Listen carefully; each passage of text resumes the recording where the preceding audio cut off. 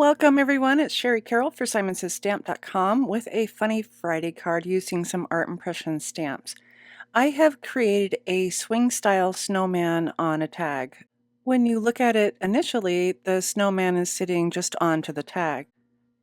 But if you tilt it, the snowman will move or swing to the side to reveal your message. This technique was developed by Jennifer McGuire, and I just had to give it a try on this stamp set. The stamp set's called Christmas Slimline Set, and it features a tall, thin snowman, and it also has a lot of messages that you can add to it. There's also a bunny and some birds that you could put on the shoulders of your snowman. This stamp set also comes with a matching die set.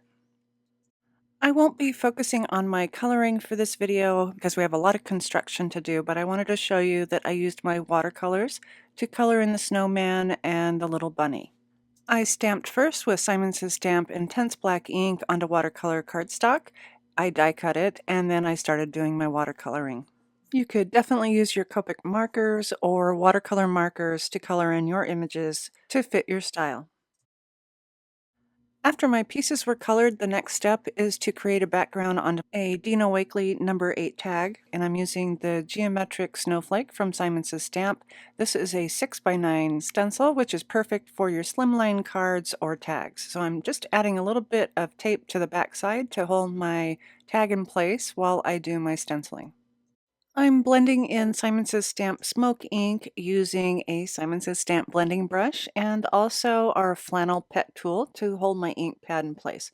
So I'm swirling around in circles. I'll also be concentrating the color more towards the bottom to give it a little more of an ombre look. By using the blending brush, I get really close into the stencil and it almost looks three-dimensional, as if the fine lines from the stencil are standing out from the paper.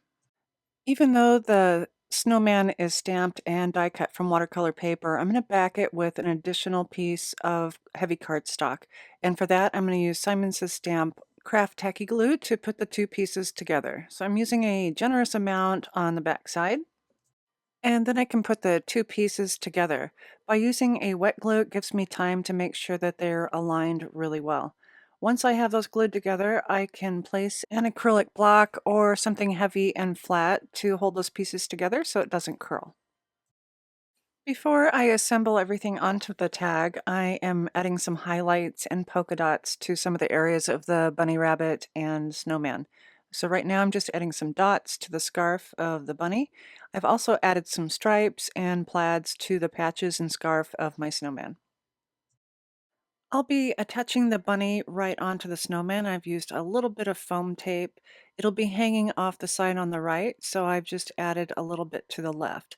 To get a better idea of the positioning of the snowman and the bunny, I've just put my tag underneath just so I can make sure everything will fit center onto the tag.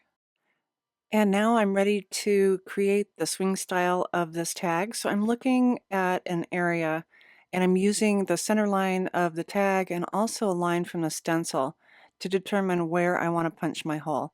So I am placing my die right in that area. And I'll add a little bit of tape to this and run it through my die cut machine. The dies I'm using are the Simons' Stamp circle frames, and I've cut another circle that's larger than the opening on my tag.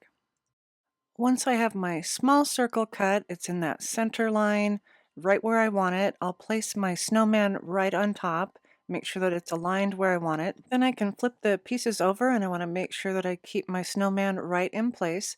And I have that circle on the back side. I'm using the Best Creation Large Circle 3D foam dots because they'll fit perfectly right into the center of my die cut circle. So next I'll place everything flat and make sure that I place that dot right in the center.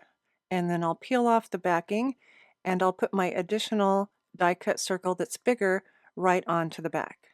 And now I'm checking to make sure that my snowman moves freely. It's always good to test this out before you put the backing together. I have one last bit of stamping to do. I have my snowman pushed off to the side and made sure that my messages would fit just underneath so that when the snowman is sitting flat, it'll cover up my hidden message. I'll be backing the front of the tag with an additional tag, and I'm using some foam tape to give it a little lift, and I'm making sure that I'm avoiding that area of that back circle. And next I'm removing just the center portion of my foam tape, and I have a nice clean white tag I'll be placing this on. I find it easiest to start at the bottom to make sure I have those lined up, and then I'll check the sides before I press this down in place. Then I can remove the rest of the backing of my foam tape and add some strings to the top, and I have a finished swinging snowman tag. And here's a look at my finished tag with the snowman sitting centered with the adorable bunny looking up to possibly trade an ornament for a candy cane. And then when the snowman's off to the side, it reveals my Christmas message. I hope you've enjoyed this tutorial on how to make a swinging element on your cards using art impression stamps. And as always, thanks so much for watching.